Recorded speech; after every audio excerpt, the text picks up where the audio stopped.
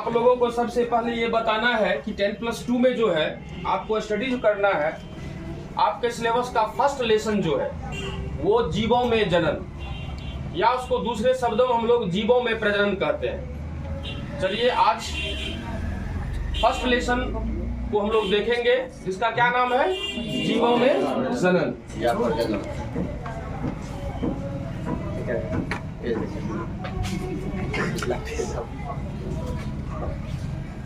जीवों में जनन, इसको हम लोग इन इंग्लिश कहते हैं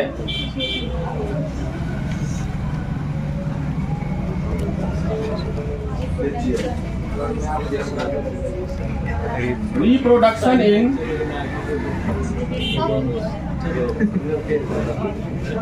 लिविंग ऑर्गेनिजम्स। यही आपका 10+2 का आप लोग शोरगुल नहीं करेंगे। यही जो आपका 10+2 सिलेबस का सबसे पहला चैप्टर जीवों में जनन है, जिसको हम इन इंग्लिश वर्ड कहते हैं रिप्रोडक्शन इन लिविंग ऑर्गेनिज्म। तो आज सबसे पहले हम लोग ये जानना चाहेंगे प्रजनन या जनन होता क्या है, what is means of reproduction, प्रजनन का अर्थ क्या होता है।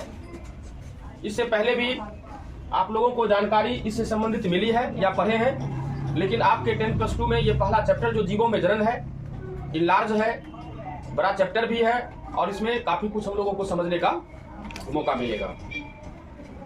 जैसा कि चैप्टर का नाम जीवों में जनन है, तो first of all we should try to understand about what is means of reproduction. मतलब सबसे पहले हम लोग को समझना है कि प्रजनन या जनन क्या होता है।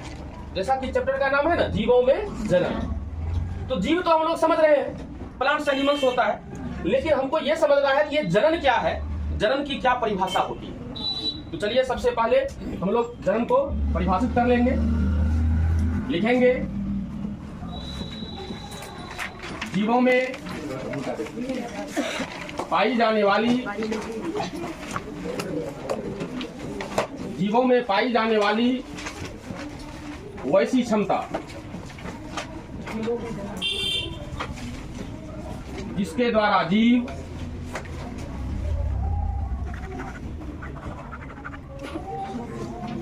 अपने ही समान जीवों को जन्म देता है, प्रजनन या जनन कहलाता है।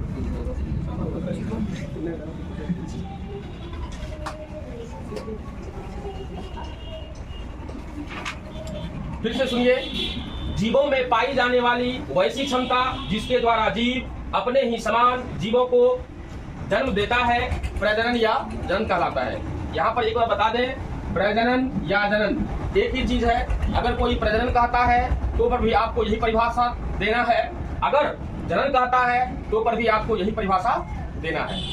क्योंकि ये पहला चैप्टर आपका जीवों में जनन है, और जैसा कि मैंने परिभाषा लिखा है, जीवों में पाए जाने वाली वैसी क्षमता जिसके द्वारा जीव अपने ही समान जीवों को जन्म देता है, प्रजनन या जनन कहलाता है। इसका मतलब हुआ कि प्रजनन जो है जीव का एक प्रकार का क्षमता है। कैसा क्षमता है, तो जैसा जीव है, अगर मनुष्य है तो मनुष्य का जो है संतान मनुष्य होगा, अगर हाथी है तो हाथी का संतान हाथी होगा, अगर कुत्ता है तो कुत्ता का संतान कुत्ता होगा। इसका मतलब जो जीव होगा वह जीव अपने ही जैसा संतान को पैदा करता है, और इसी क्रिया को हम लोग क्या कहते हैं, प्रजनन कहते हैं। हालांकि आपको इन इंग्लिश मीडियम हम नहीं जाएंगे, लेकिन फर्स्ट चैप्टर का नाम है जीवों में जनन, और जनन चैप्टर जो है लंबा है। इसके बाद आप दूसरा चैप्टर पढ़िएगा, पुष्पी पादपों में जनन, तीसरा चैप्टर पढ़िएगा मानव में जनन। इसका मतलब है कि लगातार 3 चैप्टर आपको जनन ही जनन जनन पढ़ना है। तो कहने का मतलब है कि जब मैंने परिभाषित किया जनन को, तो इसके बाद हम चाहेंगे, चूंकि 3 चैप्टर लगातार जनन पर आधारित है, इसलिए जनन का what should be the English definition we should require. इसलिए जनन का अंग्रेजी में क्या परिभाषा होगा, लिखाने में कोई कष्ट भी होगा, इसलिए हम लिखाने जा रहे हैं निश्चित रूप से। चूंकि 3 चैप्टर तक हम लोग जनन पर बात करेंगे, इसलिए जनन का अंग्रेजी वर्जन में, अंग्रेजी लैंग्वेज में क्या इसका परिभाषा होगा, उस पर भी थोड़ा सा हम लोग आइए देखते हैं। लिखेंगे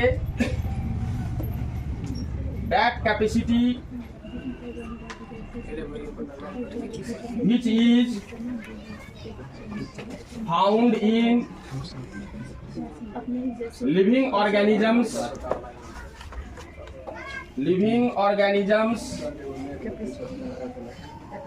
by which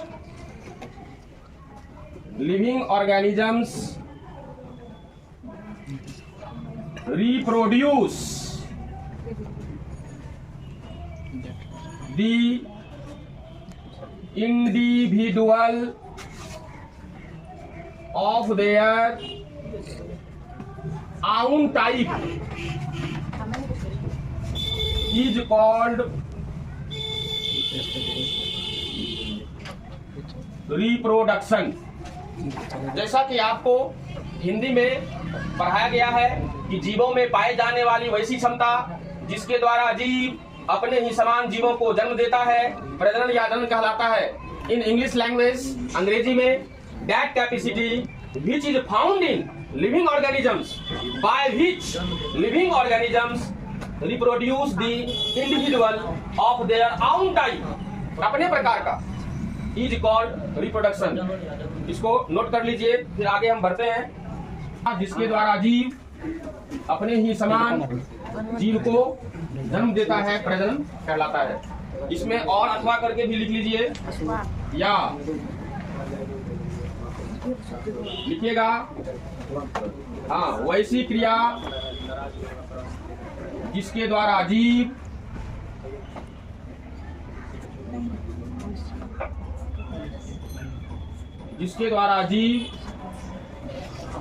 अपने ही समान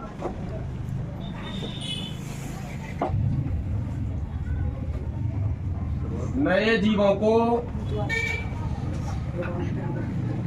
उत्पन्न करता है या जन्म देता है।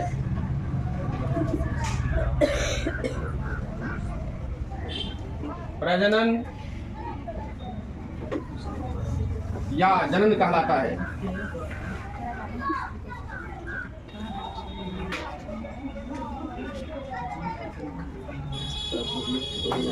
लिखेंगे back process by which living organisms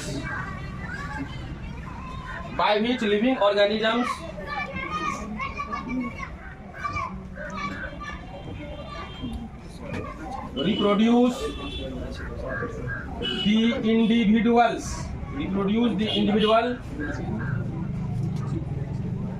of their own type none as or called reproduction।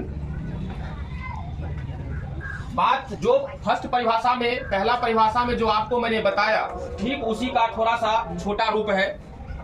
वैसी क्रिया जिसके द्वारा जीव अपने ही समान नए जीवों को उत्पन्न करता है या जन्म देता है प्रजनन या जनन कहलाता है।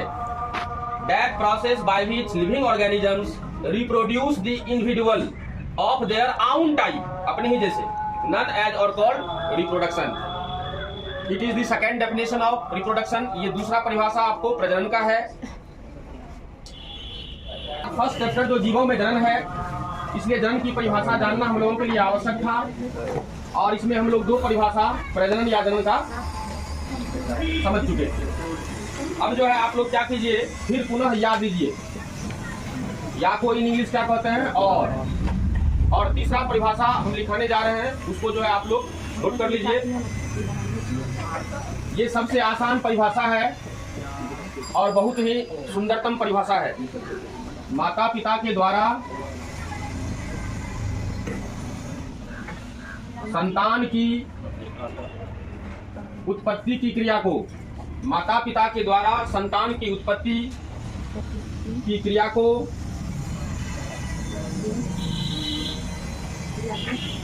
प्रजनन या जनन कहते हैं।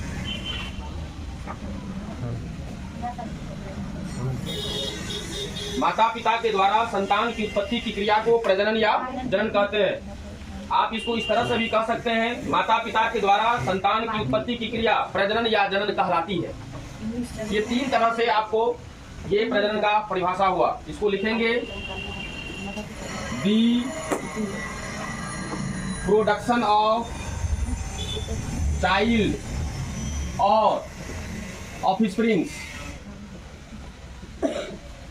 दी प्रोडक्शन ऑफ चाइल्ड और offsprings from their parent, from their parents, none as or called reproduction.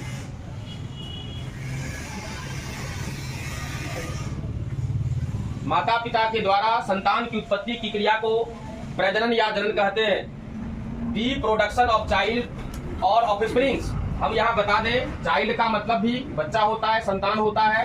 Offsprings का भी मतलब बच्चा या संतान ही होता है, इसलिए आप दोनों शब्द का प्रयोग कर सकते हैं। दी प्रोडक्शन ऑफ चाइल्ड और ऑफस्प्रिंग्स फ्रॉम देयर पेरेंट, मतलब वह माता पिता के द्वारा संतान के उत्पन्न की क्रिया को क्या कहते हैं, या उत्पादन की क्रिया को क्या कहते हैं, प्रजनन कहते हैं। आप लोग को बता दें, ये प्रजनन जो है जीवों में होने वाली एक जैविक क्रिया है। जीवों में होने वाली एक जैविक क्रिया है, मतलब बायोलॉजिकल प्रोसेस है। तो इसलिए आप इसको नीचे में स्टार में लिख सकते हैं, प्रजनन या जनन, प्रजनन या जनन जीवों में होने वाली